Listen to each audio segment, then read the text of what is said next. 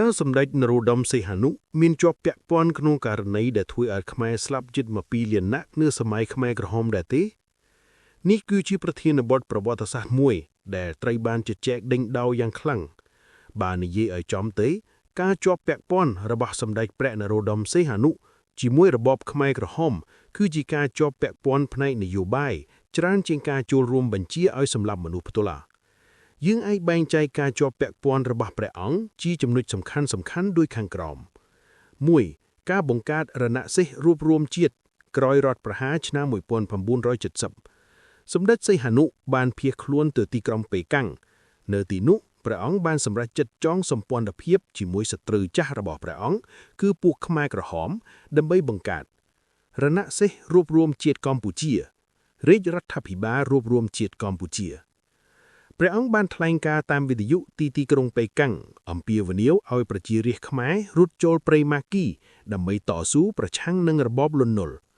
ដោយសារការគោរពស្រឡាញ់ចំពោះព្រះអង្គពលរដ្ឋជនបទរាប់ម៉ឺននាក់បានចូលរួមជាមួយខ្មែរក្រហមដែលធ្វើឲ្យចលនានេះរីកធំធាត់យ៉ាងរហ័ស 2. ការក្លាយទៅជាប្រមុខរដ្ឋតុក្កតាឆ្នាំ1975-1976នៅពេលខ្មែរក្រហមឈ្នះសង្គ្រាមនិងចូលកាន់កាប់ភ្នំពេញនៅថ្ងៃទី17មេសា1975សម្ដេចសីហនុត្រូវបានតែងតាំងជាប្រមុខរដ្ឋនៃរបបកម្ពុជាប្រជាធិបតេយ្យប៉ុន្តែព្រះអង្គគ្មានអំណាចពិតប្រាកដនៅក្នុងដៃឡើយអំណាចទាំងស្រុងគឺស្ថិតនៅលើអង្គការប៉ុល ពត នួនជានៅដើមឆ្នាំ1976ព្រះអង្គបានសូមលាលែងពីតំណែងបន្ទាប់ពីឃើញភាពសាហាវយ៉ងខ្នឹងនៃរបបនេះ 3. ការជាប់ឃុំឃាំងក្នុងព្រះរាជរំវាំង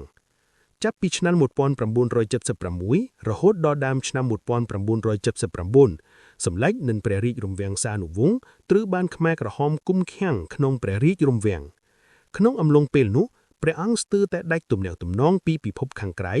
ព្រះបុត្រាបុត្រីនិងព្រះរាជរំវាំងសានុវង្សរបស់ព្រះអង្គជាច្រើនអង្គប្រហែល5អង្គនិងព្រះញាតិដទៃទៀតក៏ត្រូវបានខ្មែរក្រហមយកទៅសម្លាប់ដែរព្រះអង្គផ្ទាល់ក៏ស្ទើរតែត្រូវបានសម្លាប់ដែរប៉ុន្តែត្រូវបានជួយសង្គ្រោះដោយសារការអន្តរាគមន៍ពីប្រទេសចិនលោកជូអែនឡាយ 4. ការការពាររបបខ្មែរក្រហមលើឆាកអន្តរជាតិឆ្នាំ1979នៅពេលកងទ័ពវៀតណាមវាយចូលកម្ពុជាដើមឆ្នាំ1979ខ្មែរក្រហមបានបញ្ជូនសម្ដេចសីហនុទៅអង្គការសហប្រជាជាតិឬ UN ដើម្បីថ្លែងការណ៍ការពារអធិបតេយ្យកម្ពុជា